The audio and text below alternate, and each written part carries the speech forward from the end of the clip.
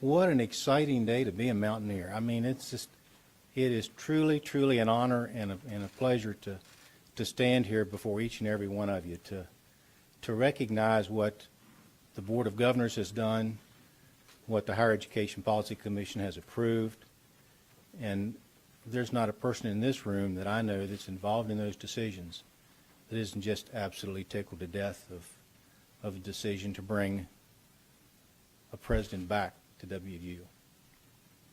The beauty of today is we have also even recognized another president who we brought into this fold a few years ago. And I just take briefly like to introduce Dr. Peter McGraw for joining us. And Peter, we really thank you very, very much for doing that. Thank you very much. You know, I could stand here and make all kinds of long speeches and long introductions as to the person who we are really truly honored to have with us. But as my mother and daddy used to tell me, short speeches are the best thing you can do because most people will fall asleep if you go too long. But the gentleman that I'd like to introduce came here when he was 36 years old, and what a career he has had in higher education. And as a result of that, we are blessed to bring back that knowledge, that experience, that dedication that he has offered not only our institution many years ago, but a lot of those that he has taken charge of. With that said, I'm going to eliminate all those fine remarks that the university relations people had prepared for me and just say, see all that good work you did, girls? Huh? Just to say that,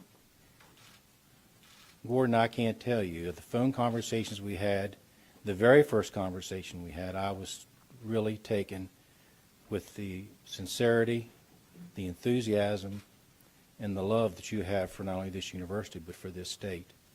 And as a result of that, that blended over into all the various meetings that our Board of Governors had in taking this decision. And I know that our telephone interviews were fantastic in my mind. I hope you gathered the same. So, ladies and gentlemen, it gives me a great pleasure on behalf of the West Virginia University Board of Governors to introduce the next president of West Virginia University, Gordon Gee. Thank you very much. So, well, thank you very much.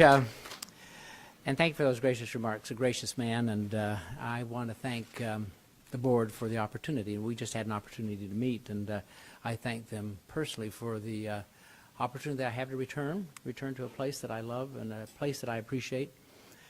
But I most importantly want to thank the people of West Virginia.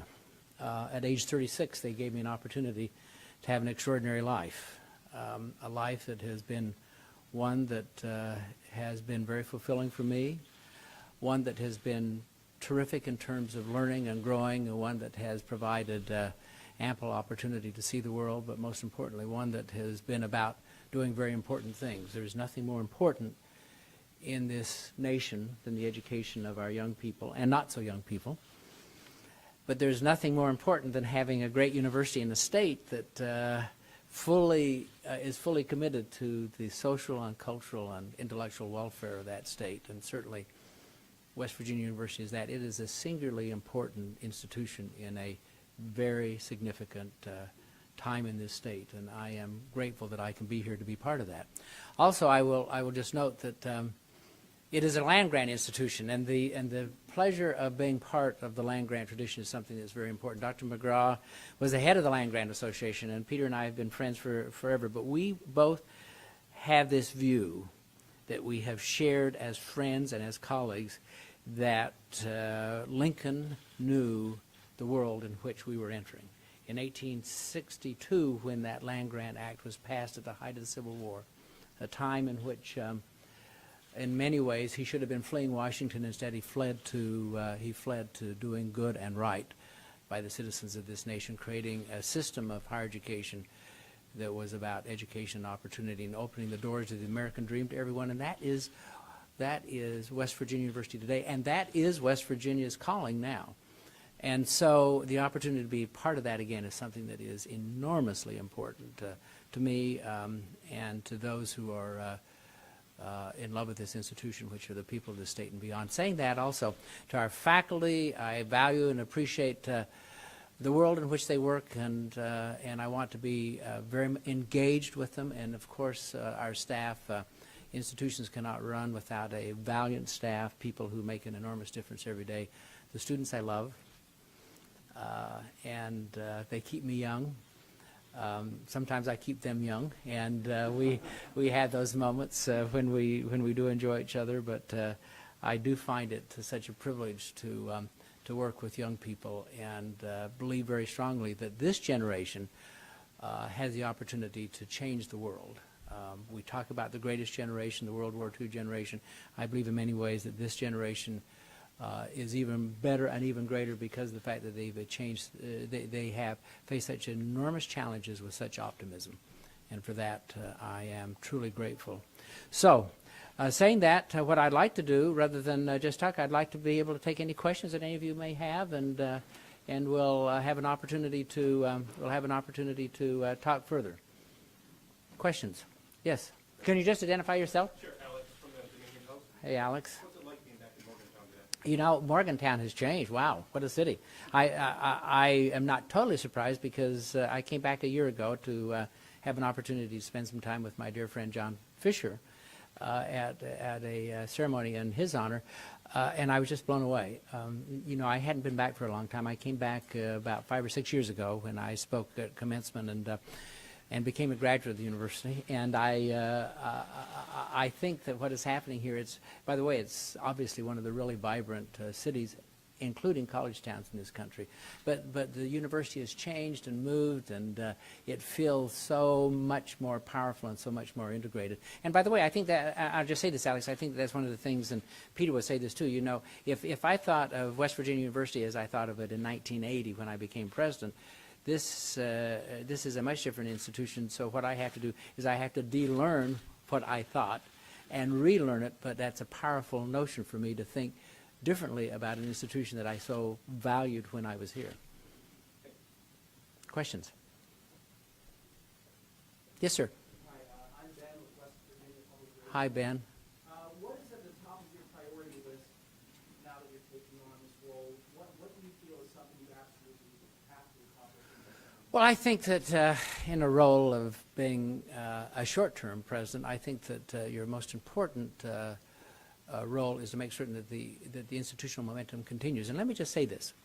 I'm not coming to an institution that's broken. I'm coming to an institution that has a tremendous amount of institutional momentum, has found its place in the world, has a nobility about it. As someone asked me, you know, what would you like to do? And do you want to find people who are going to win Nobel Prizes? Obviously, but I think that Nobel Prizes are not the greatness of an institution. What is the greatness of an institution is people, their belief in the place, and so I want to be very much a part of that story and make certain that that momentum continues. It has a strategic plan, has a tremendous board of governors who are committed to that, but that is not a caretaker role. It is one in which you take what you have and try to move forward. Now, obviously, I want to understand what some of the problems are. Every institution has problems, whether it be cultural or social, whether it be financial. I want to understand those so that I can try to be of help. I believe it's very important for the people of the state to know that their president cares about who they are. There are 55 counties. I'm not certain if I can make them all 55, but I'll try to be as present as I can. And certainly I want to make certain that the state leadership and the citizens of the state understand and value the importance of this institution. So I believe that the role of the university president is set the tone, values, maintain momentum, and tell a great story, and then make certain that there are the resources to move the institution forward. Excuse me, his name is Mickey Fulferi. Mickey Fulferi, you don't need to introduce yourself. I know you. You're my great friend. You used to give me hell when I was here the first time. Sir, they got here a little late. Yeah. But I am legally blind, and I'm hard hearing, and I am due over to the Coliseum at 3 o'clock. And if you're still talking at 15 to 3, I'm going to have to leave. Well, Well, Mickey, knowing you, you'll be talking and I won't, okay? I'm here mainly, I don't mean to upset your press conference, but I want you to know that I remember you well, sir, on a wintry night going to New York in the governor's plane. Absolutely. You may have not forgotten it. You I- may have forgotten what I have. Scared the heck out of me. And the current athletic director was being honored at the Waldorf Astoria. But I'll talk to you later. I was just here to welcome you, sir. Thank you. Go back. I'm happy you're back. I Yeah. don't know how long you might be here, but I hope it's a long time. Well, Mickey, I appreciate that. Let me just say something. You know, it's great to see people. See you when you come back. Mickey, let me just say something. I am honored that you're here. I'm hard hearing. Okay, I'm going to say it again. I'm honored you're here. And Looking face to face, maybe in your office. Is great. that all right? I will come. In fact, we'll make an appointment. Okay. I look Thank you for being here. and I wish you a One of the. By the way, I'm certain you all know that he's one of the great sports commentators. And Mickey, you haven't lost your fire. You may have lost your hearing, but not your fire. Okay. There's no doubt about that. Questions? bet you remember what he's telling me. Wouldn't you? I'll try to remember too, Mickey. So questions? Yeah. I didn't mean No, you're perfect. Questions? Anyone else have any questions? Yes, sir. Hey, Bill. We talked the other day. Yes, good to see you. Two-part question. One, is there something that you were not able to accomplish your first go-around as president that you'll be tempted to try to rectify this time, even though it's a relatively short tenure? And also, once you're done, how do you want people to ever remember your return? Well, that's a good question, and I'm not certain if there's something that I tried during my first time. There are a number of things I tried that I failed at. I would like to be able to revisit those. I think that I think that the one thing that I tried to work on my first time that I was not terribly successful at, which I believe very strongly about. I think that the power of university is that we are one university, that we're not a collection of colleges connected by a heating plant. That we're not vertical institution, but rather we're very horizontal.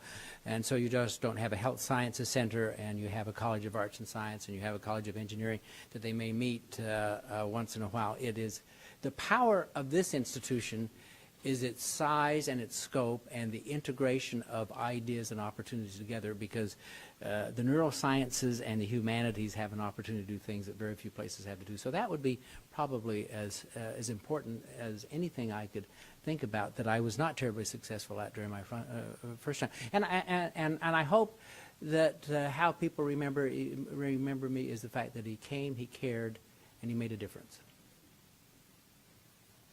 Questions? Thank you. Thank you.